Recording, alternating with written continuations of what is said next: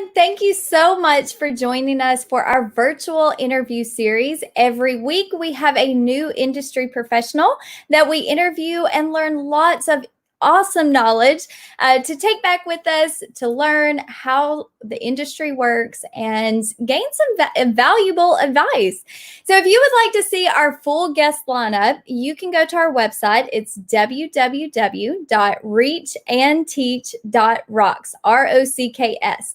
Our full guest lineup is there. We have interviews all the way through the end of November.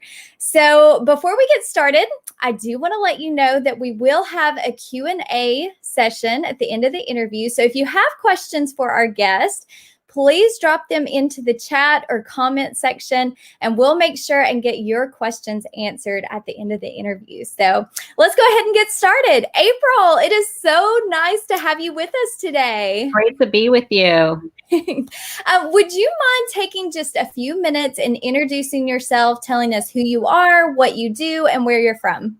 Absolutely. So my name is April Rivera. I am from Harlem, New York, born and raised. And currently I am a youth and cultural strategist at Madison Square Garden, supporting both the Knicks and the New York Rangers. That is exciting. Which awesome name, by the way. I mean, it doesn't get much better than April. I know. So being a youth and cultural strategist, what exactly does that mean? Can you tell us a little bit about that? It's funny. I often say that I am the voice of the 15-year-old. So I am highly connected to our Gen Z consumer, really focusing on Gen Z, young millennials, or the younger millennial, and how we connect to our community. I think for me, being connected to New York City, being born and raised, I know this place like the back of my hand. And I really look to amplify and really authentically connect to the city and amplify what brands and how brands really show up in the city. Yeah. And so you mentioned that you work in sports. Could you tell us a little bit about what your day-to-day activities look like? When you go into work, what does April do? No day is the same. And I think that's the exciting part about being in sports. It never becomes this 9 to 5. It's not, I show up at my desk and I'm going to do the same thing in and out at every hour. Every moment is different. And that's what I love about it. You're really reacting to everything that's happening in the moment, whether there's a draft or trade, players changing, how we show up in the market every day. It's literally a new day every single day. And I get to be at the forefront of our youth programming. So what are the junior Knicks and junior Rangers doing in the community? And right now on the junior Rangers, and we have kids back on the ice throughout the tri-state. So we have boys programs, we have girls programs, we have kids who are learning to skate for the first time. We have kids who are on the elite side. This weekend, we're kicking off a program called Breaking the Ice, where we have ball hockey programs happening around the city. Junior and Knicks, we have virtual programming, we have coaches clinics. So it is always something going on, and there's always something in the market. So no day is the same. And I think that's, again, the great thing about sports. It's ever changing and just growing by the moment.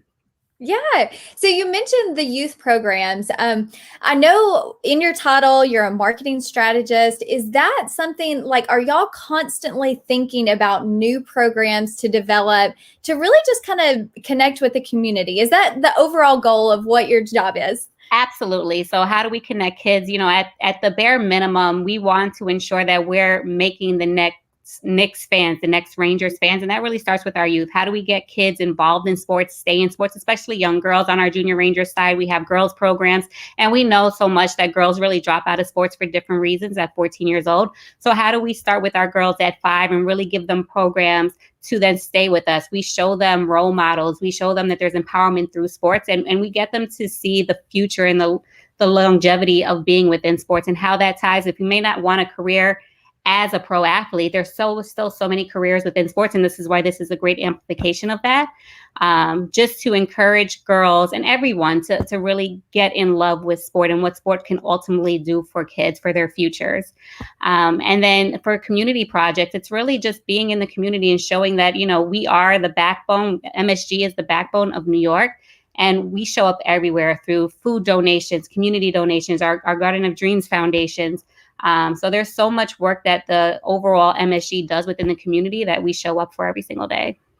I have to be honest. I was so excited to have you on today because, anytime there is a female working in the sports industry, I'm like, whoa, let's do it. So, could you tell us a little bit about different job opportunities that are available in sports? And, like you mentioned, not necessarily being a professional athlete, what other roles are out there?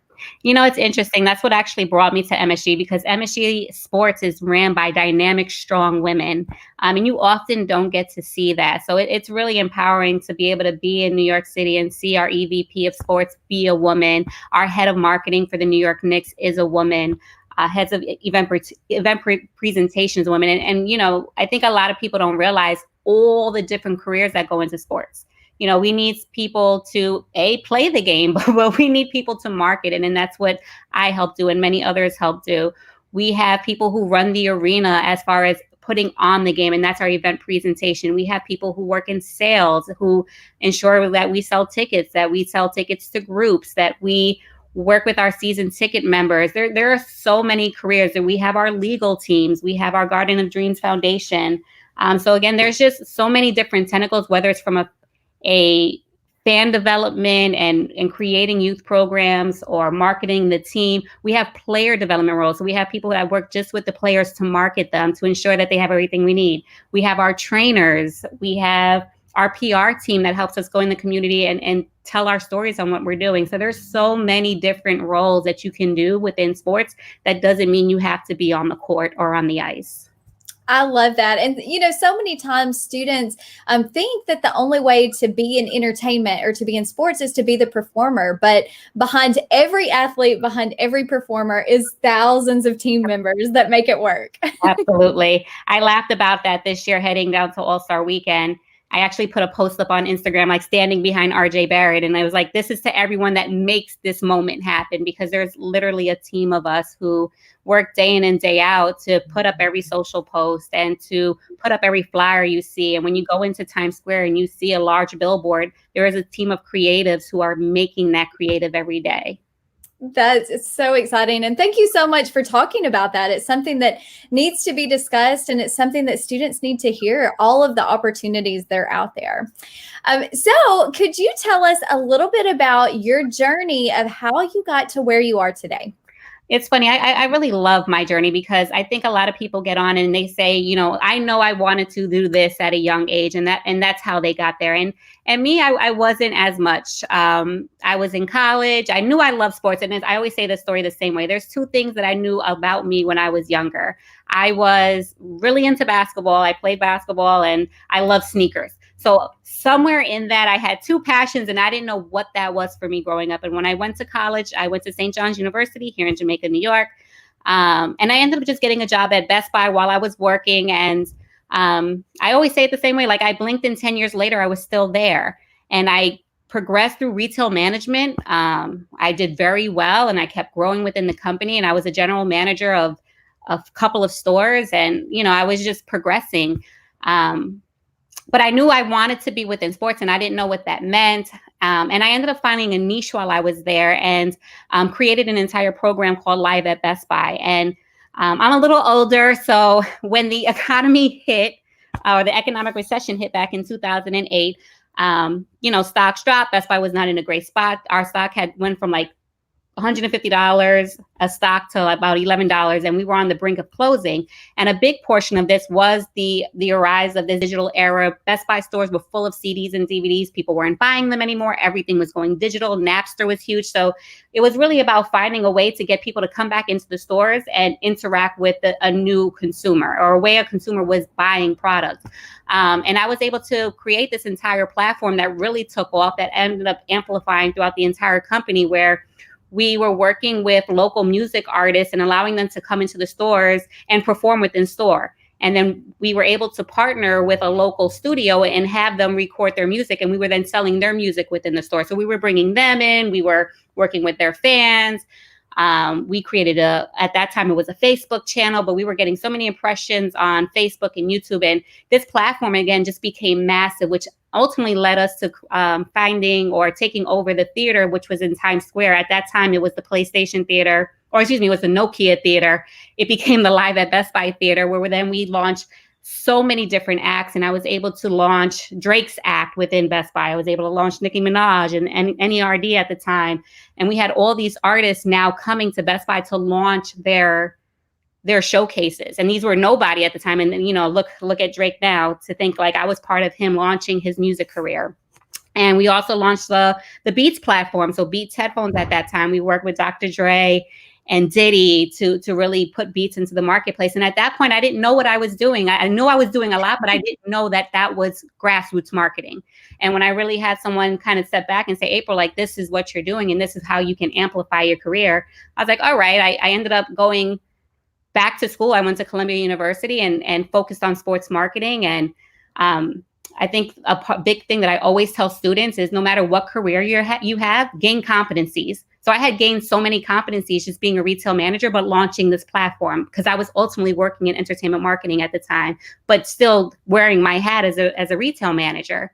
And because I was gaining these competencies, I was able to get a job within retail marketing with Nike and gain more competencies there. And then from there, I was able to gain more competencies and go into brand activation or grassroots marketing at Adidas and gain more competencies there that allow me to then come to Madison Square Garden and step into youth cultural marketing, which I'm really great at. So my biggest advice is you never know where your career is going to start, but just gain competencies, have an idea of maybe what you want to do, but you're not sure, but continuously span out and do different things to just keep building your tool belt, because you never know where that tool belt is going to take you. April, I absolutely love your journey. To talk about, you started out at Best Buy just as a part-time job while you were still in college. That's incredible to know that all of what your journey involved came from that first one start. And that's one thing that we really like to tell students as well, is that take advantage of every situation that you're in as a stepping stone to that next opportunity. And it sounds like that's exactly what you did. Yep, absolutely. If I'd never got fully into Nike, I would have never been in this immersed world of marketing. And I saw that as a question, did you know then? And I wish then I knew that marketing existed. Like, I wish I knew that was my career path. In Best Buy, I just stumbled into it. I was great at working on these events and coming up with all these ideas and working on social and finding niche ways to really talk to people and finding niche ways to talk to a young consumer. Little did I know, like, that is a whole career. And I was able to navigate my way and just keep building and ultimately come back to what I love. And I got to work both in sneakers and in basketball. Perfect, right? So could you tell our students, maybe explain a little bit more as to what grassroots marketing is? That's really our hyper local way of connecting to someone. So in brand marketing, holistically, you have a group of people that might speak to a global brand initiative where we have, and you take like the NBA as a great example, they holistically create campaigns that speak to the world. And then from a grassroots aspect, it's how we speak to smaller communities, and New York being that small community. We can't speak to all of the world the same way we speak to New York, and we can't speak to all of the US the same way we speak to New York. So my marketing background is really connecting to how New Yorkers think, talk, feel, and relate to how we launch product, how we advertise, our tone of voice, our look and feel in our marketing assets really derives from a New Yorker's point of view. And that's what grassroots marketing is. It's really looking at a subset culture and connecting to them authentically, because we know if we win in New York, we can win anywhere in the world. So we really focus on, hey, how do we show up in New York? Because we know if we can win it here, we can take that campaign and duplicate it anywhere, and people are going to resonate because everyone wants to be like New York. And I'm a little biased saying that, but it's true. It is true. It is true. So my next question for you is, and I know you've talked about this just a little bit, but what are some careers that you have discovered along the way that you didn't know existed that you would like to share that with students? Maybe explain a few careers that are out there that maybe they didn't even know existed. I honestly think there's so many different careers that, everyone just doesn't. I think when I talk about what I do for a living, that social media itself, there's so many different tentacles within social media. I think a lot of people, and the part that I love, and that I have a young daughter who's 11, and I'm really getting her into this space right now, but it's the creative space. It's all of our animators, the people that make graphics, the people that make things mobile. There's such a span there. We have a great team that works on our website and our applications. There's a great team that creates applications, and they all work for MSG. So if you think about any process, anytime you pick up your phone, there's literally someone that makes that journey happen for you. When you look at a design, or when you look at a billboard, there's someone there that creates that for you. And those are all the jobs that you can say, like, you work in sports. We have our photographers, our videographers, and these are all people on the front line every day getting to shoot, our athletes on the jets with our athletes, at the training camps. And it's such a cool role. And you can take your passion and really turning it into a career. So I think for anybody watching this, discover what your passion is, because you can literally make a career out of it. Yeah, absolutely. So I have one more question for you, and then we're going to open it up to questions from students. Last question is, what actionable advice do you have for students that are still in high school that could maybe kickstart their career? What could they do right now while they're still in high school? I think what you can do right now in high school is networking. Number one, reach out to, get on LinkedIn, reach out to people you may not know, start getting into circles. Find out, especially if you have an idea of where you want to be or what type of career you're looking into, meeting people within that industry, being able to get into some of these networking circles are great. And then immediately as you are progressing out of high school into college, do internships. And work for free. I think that's the biggest notion. Don't always expect to get paid for your jobs. It would be nice, but anywhere that you can reach out to someone and just say, hey, I want to volunteer on this project. People are always looking for extra help. And that's also helping you create a connection, but also showcase that you can do the work. So when there are roles open, you're the first person that we think about, because we already know the quality of work that you're doing. So continuously network, get your name out there, but be willing to work, and then work in areas that you typically may not even have an interest in. But again, it allows you to build your toolbox, because you never know what competency you may need down the road. That is perfect advice. And it's interesting because almost every guest that we've interviewed has mentioned networking. And for me, that wasn't something I learned how to do in high school. So I think being able to develop those communication skills, those networking skills earlier in your life could definitely help you be successful. Absolutely. And I know it's kind of cliche, but it's always work on your elevator pitch. If you only get 15 seconds with somebody, what are those 15 seconds? If you're stuck in the elevator and you literally have one floor to introduce yourself and land a message, what is that message you want to land? How do you say that you can put something impactful? Because you may never get that chance again. So don't be scared to have the conversation. Believe me, we are all scared when we reach out to people we don't know. No one is exempt from that, but you have to do it. And trust me, you'll look back and be glad that you did. Taking that risk is almost always worth it, for sure. Okay, so we're going to open it up to questions. We have a lot of really good questions that have come in. So the first one is, what are you most proud of in your career? I think being able to see where my career has come from fruition to where it is now it's a blessing in itself. But I think my most proud moments are having my daughter get to be a part of my work is very a blessing for me. Getting to watch her be a part of the Junior Knicks or Junior Rangers programs that I'm curating together. And anybody that's ever put on an event, I always say there's so much work that goes into putting on an event. It's so meticulous, all the details, the programming, the event execution, marketing the program. But when you get to step back and when the event is happening and you're watching the consumer just take a part of it and love what you're doing, and you just kind of smile, and it's something like, wow, like you did that. You were able to put on this huge event that people loved. And there's no better feeling. Okay, so next question. What helped you stand out amongst others who wanted the same career as you? That's a great question. I will always say that what makes me stand out is my passion.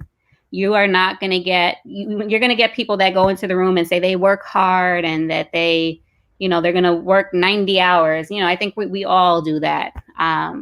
But what you get from me every time I step in the room, you will always remember April was in the room because I'm passionate and I bring a light to the room. You can see on this call, I'm always smiling. I'm high energy. I am like this day in and day out in every meeting that I am in. It is a blessing to work in sports. It is great that I get to market for New York City, and I take that blessing with me every second of what I do. So, I am a light in everything that I show up in. I can definitely see that shining through, and I love your energy. It is great. Okay, so the next question is, how often do you meet sports celebrities? All the time. Yeah, it's pretty awesome. I've had some funny, like when I've gotten to meet like people that I'm like, oh my gosh, I can't believe I just met that person.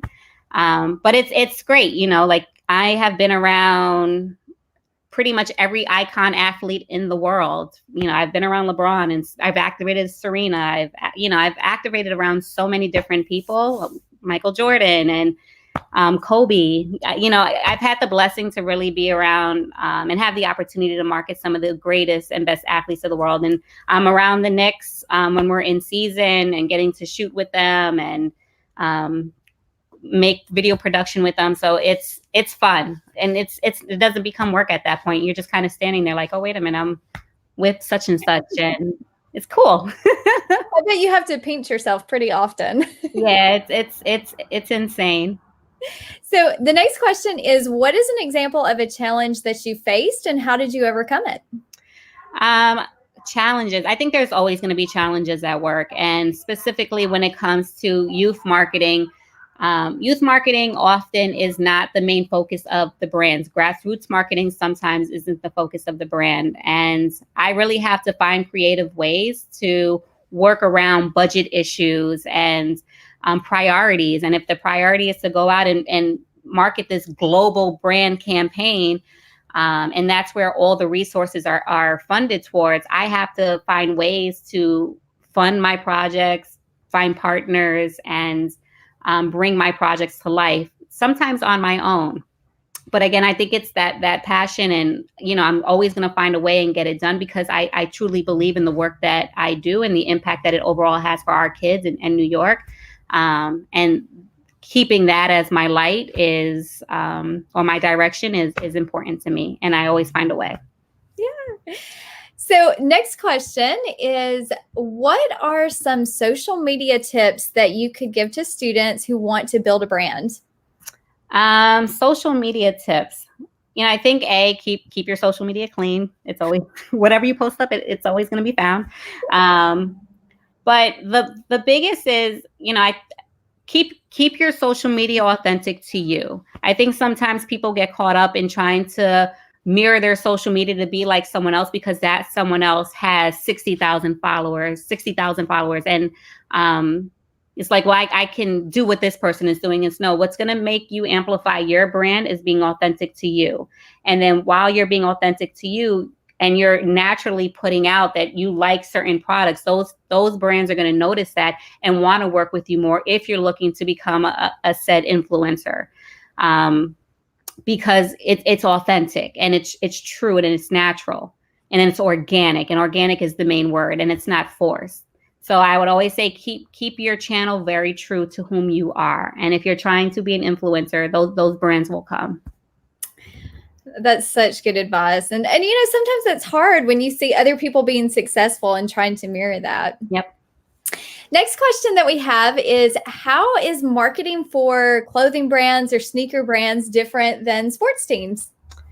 I don't think it's actually not different. What we do more on the clothing brand side is storytell, because every product we put out has a story together. The colorways of the sneakers, the color, the textures, who made it, who we partner with, if there's a collaboration. All of those are stories that we then ignite to bring that product to life in the marketplace. So when it comes to the team, we're really marketing the team, and we're speaking to good, bad, or indifferent. This is what the team is doing. This is like draft. This is a free lottery, our prospects. So it's very team focused. But in the sneaker industry and clothing industry, like we're literally working with people to amplify the brand, or just amplifying the product itself and trying to showcase what that product can do. What would you say has been maybe your most creative marketing campaign that you've been a part of? I made a bike, which was really cool. I think that I still can't believe I did that. So we had a hyperlocal shoe, a Grassroots shoe. So for those of you familiar with Adidas, we have the holistic Samba. That's been like the soccer shoe forever. And we made a Samba that was a cycling shoe. So it was like, hey, we have this cycling shoe, and it was green for like the green pathways in New York City for cycling. We want to reduce carbon in the streets and get more people to cycle. So, hey, put this shoe out and find a way to market it. I was like, all right, well, we ended up dropping